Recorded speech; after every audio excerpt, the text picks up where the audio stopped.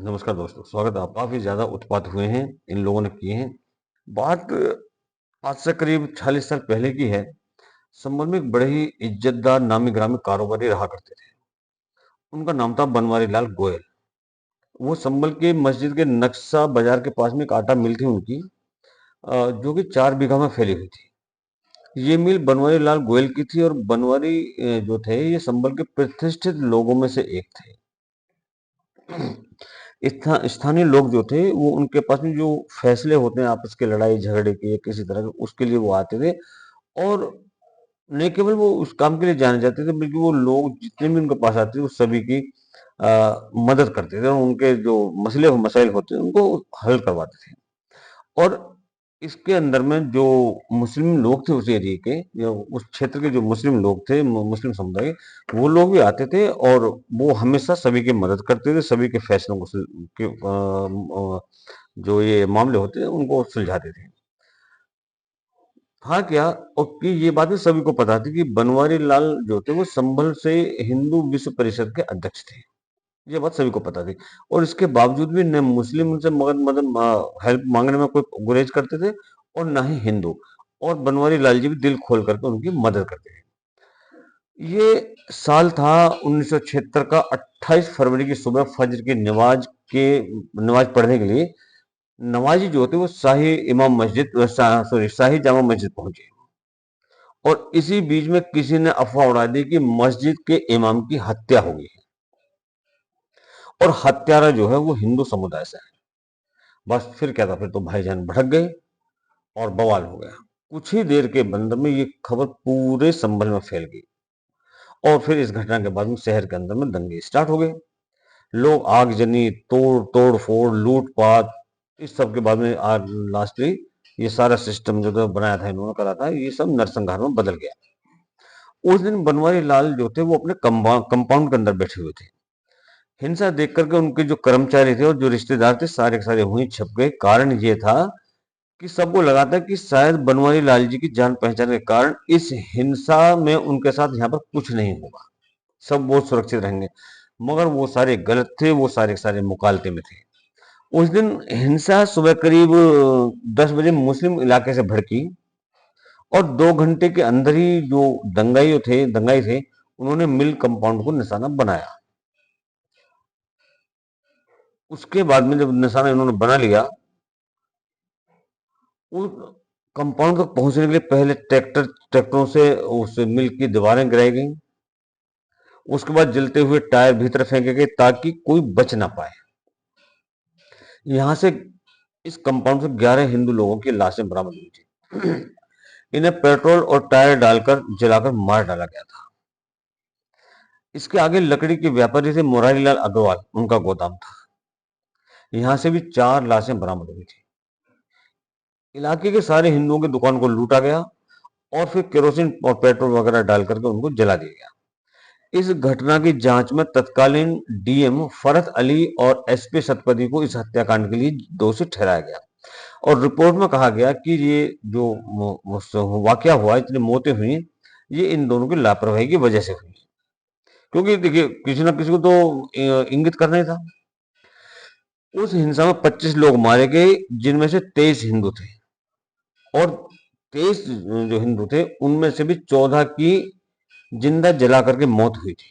उनको जिंदा जलाया गया था। उस हिंसा के अंदर में बनवारी लाल भी राख हो गए थे और 6 घंटे बाद जब उनके बेटे विनीत और नवनीत जो उस समय 18 और 16 साल के थे दोनों, वो कंपाउंड में घुसे तो देखते हैं कि सिर्फ यहाँ पर राख बची हुई है, सब कुछ जल करके खाक हो गया। आग इस तरह से लगाई गई थी कि अंदर में कोई सब ही ना मिले, पूरा जल जाए, हड्डियां तक जल जाए। और बहुत ढूंढने पर ही जब पूरी तरीके बारीकी से उन्होंने ढूंढा तो उनको उसके अंदर में से सिर्फ उनको अपने पिताजी का चश्मा मिला। चश्मे को देखकर वो समझ गए कि पिताजी अब इस दुनिया में नहीं है। दंगाइयों को ये तक याद नहीं रहा कि बनवारी लाल के उनके ऊपर कितने एहसान हैं, कहाँ कहाँ कब कब उन्होंने उनकी मदद की थी। और उस समय एक हरद्वारी लाल हुआ करते थे, एक और व्यक्ति थे उस टाइम पर वहां पर, उनका नाम था हरद्वारी लाल।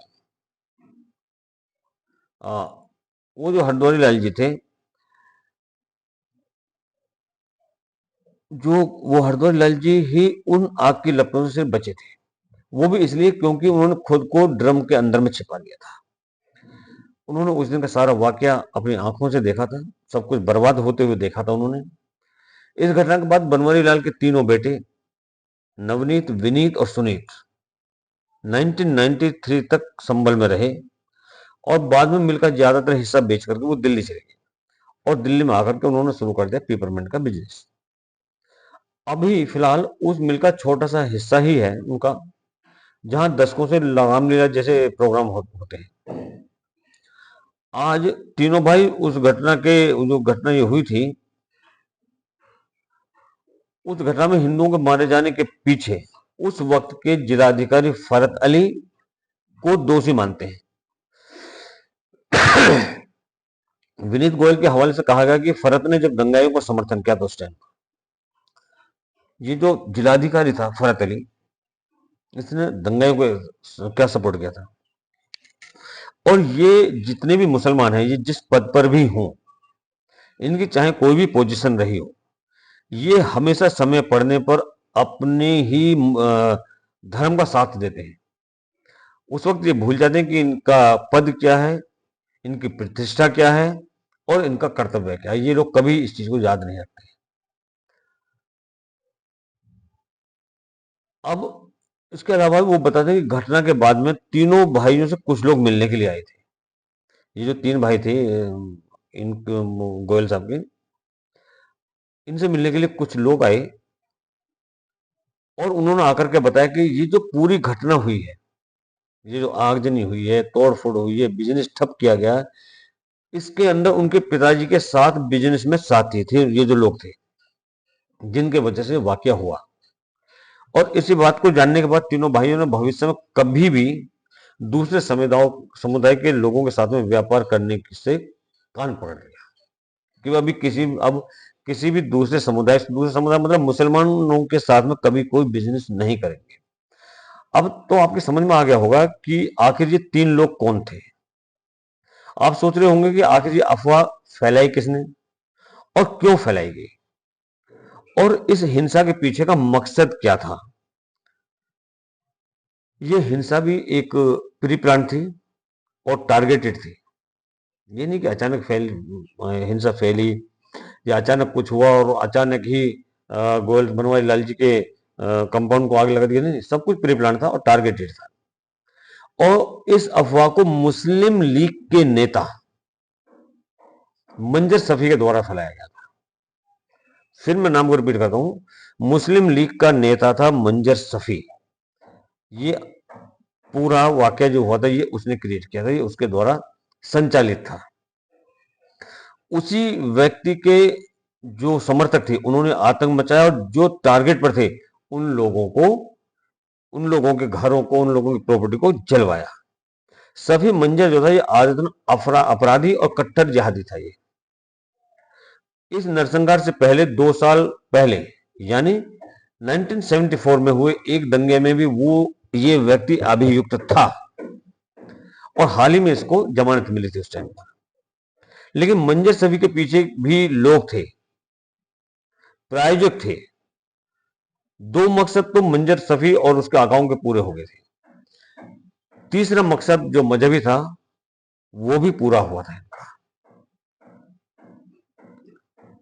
क्या थे वो मकसद, चलिए उसके बारे में बात कर लें थोड़ी सी।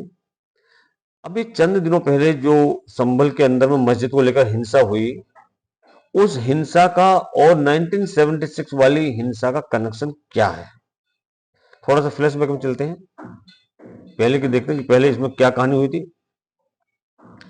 ये जो जामा मस्जिद है इसके बारे में कहा जाता है कि ये मस्जिद हिंदुओं के मंदिर के अवशेषों पर बनी हुई है। ये स्थान भारतीय पुरातत्व सर्वेक्षण ASI के अंतर्गत आता है। भारतीय पुरातत्व सर्वेक्षण के मेरठ सर्किल में पुरातत्वविद अधीक्षक विनोद सिंह रावत ने कोर्ट में एक हल्फनामा दायर करके कहा कि जामा मस्जिद 22 दिसंबर 1920 को आर्टिकल की धारा, अधिनियम की धारा 3 के तहत संरक्षित स्मारक है। तत्कालीन संयुक्त प्रांत सरकार ने एक अधिसूचना जारी करके इस विवादित स्थल को संरक्षित स्मारक घोषित किया था। ये उन्होंने उसमें हल्फनामा दिया था। हालांकि संरक्षित स्मारक घोषित होने के बावजूद इसमें एएसआई को मुस्लिमों ने प्रवेश नहीं करने दिया, कभी घुसने नहीं दिया। डीएस रावत द्वारा दायर हल्फनामे में कहा गया है कि एएसआई की एक टीम ने इस विवादित स्थल का साल 1998 में और फिर जून 2024 में निरीक्षण किया था। उस दौरान एएसआई के अधिकारियों को निरीक्षण के लिए मस्जिद बना दिए गए इस स्मारक में प्रवेश करने की अनुमति नहीं दी गई थी। हालांकि जिला प्रशासन के सहयोग से एएसआई ने समय समय पर स्मारक, जो कि अभी सो कॉल्ड जामा मस्जिद है, उसका इंस्पेक्शन किया। डीएस रावत ने कहा कि निरीक्षण में उन्होंने पाया कि संरक्षित इस स्मारक में कई तरह के संशोधन और बदलाव किए गए हैं। बता दें कि संरक्षित स्मारक में किसी तरह का बदलाव जो होता है वो कानूनी जुर्म होता है, लेकिन फिर भी इन मुसलमानों ने उसके अंदर में बदलाव किए।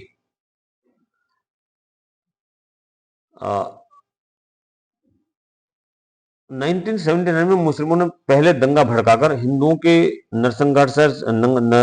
नरसंहार करके उन्हें विवादित स्थल के पास आने से रोका था। उसके बाद एएसआई के अधिकारियों को आने से रोका गया। फिर धीरे धीरे ढांचे में बदलाव करेगी, जो स्ट्रक्चर था उसको चेंज किया गया और मंदिर के निशान को पूरी तरह से मिटाने की इन्होंने कोशिश की थी।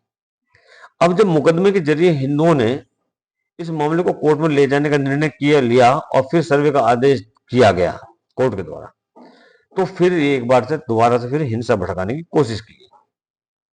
और ये सारा का सारा मंजर, जो भी हिंसा भड़की, जो भी हुआ है, ये सब आप सभी ने अपने आंखों से देखा है और कानों से सुना भी कि अभी क्या हुआ था हाल ही में।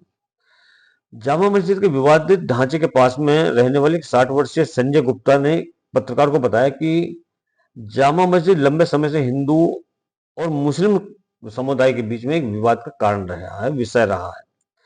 हिंदू इसे हरिहर नाथ का मंदिर कहते हैं और 1976 घटना के समय में संजय गुप्ता 14 साल के थे। गुप्ता जी ने बताया कि उनके माता पिता ने इस घटना को लेकर बताया था कि इस दौरान एक अफवाह और फैली थी कि एक साधु उस जगह की परिक्रमा कर रहे हैं, उस टाइम पर कर रहे थे, और मस्जिद के अंदर बंद एक कमरे में जल चढ़ाने की वो कोशिश कर रहा था वो साधु। उस समय ये मस्जिद इतनी बड़ी नहीं थी जैसे कि वो आज दिखती है। उस समय मस्जिद की सीढ़ियों पर एक कुआं होता था। ये बहुत सारे लोगों ने देखा और इसके गवाह आज भी है कि वो कुआं वहां पर था और उस कुएं का इस्तेमाल होता था कुआं पूजन के लिए हिंदू समुदाय के द्वारा, क्योंकि मुसलमान समुदाय में कभी भी कुआं पूजन का कोई विधान नहीं है। बाद में उस कुएं को ढक दिया गया, कवर कर दिया गया उस कुएं को, और मस्जिद को बड़ा बना दिया गया। मतलब पहले कुएं को कवर किया, उसके बाद मस्जिद को बड़ा कर दिया। उस समय हिंदुओं को मस्जिद में के जो परिसर था उसमें जाने की अनुमति थी। उस वक्त हिंदू वहां पूजा नहीं करते थे, लेकिन कभी कभी कुछ साधु परिसर की परिक्रमा जरूर करते थे और बंद कमरे में जल चढ़ाने की कोशिश भी करते थे। मतलब जो कुछ है उस बंद कमरे के अंदर है। यूपी के से देवरिया के जो सांसद हैं सलम त्रिपाठी जी, उन्होंने भी सोशल मीडिया एक्स पर इलाके का मैप और तस्वीर शेयर करते हुए लिखा है कि जामा मस्जिद के पास हाल तक पूजा पाठ और हिंदुओं के शादी ब्याह के संस्कार होते थे और इसकी पुरानी तस्वीरें भी हैं। सपा सरकार में जो एमपी थे शफीकुर रहमान बर्क, इस व्यक्ति के दबाव में, क्योंकि ये इस टाइप की प्रजाति के लोगों के इनके लिए आदर सूचक शब्दों का प्रयोग करना मेरी आत्मा को गवारा नहीं होता। इस व्यक्ति के ये जो एमपी इसका सपा सरकार का एमपी था शफीकुर रहमान बर्क, इसके दबाव में पूजा रुकवा दी गई और उस टाइम पर सपा की सरकार ही उत्तर प्रदेश में थी। जो ये अखिलेश जी, मुलायम सिंह जी के जो सपुत्र ये आज जो रोना रो रहे हैं, अपने आप को बड़ा हितैषी मान रहे हैं सभी का, ये सब कुछ इनके पिताजी के शासन काल में हुआ था। हरि मंदिर को पूरी तौर पर जामा मस्जिद बना दिया गया, उसमें तब्दील कर दिया गया। सरकारी गजट से लेकर तमाम हिंदू लेखों में यहाँ हिंदू मंदिर का जिक्र है और यही वजह है, यही कारण है कि मुसलमानों को उस स्थान का सर्वे करवाने में डर लगता है। तो कुल मिलाकर के 3 मकसद समझ में आगे ना इनके 3 मकसद समझ में। उसकी पूर्ति के लिए वो किसी भी हद तक जा सकते हैं ये लोग।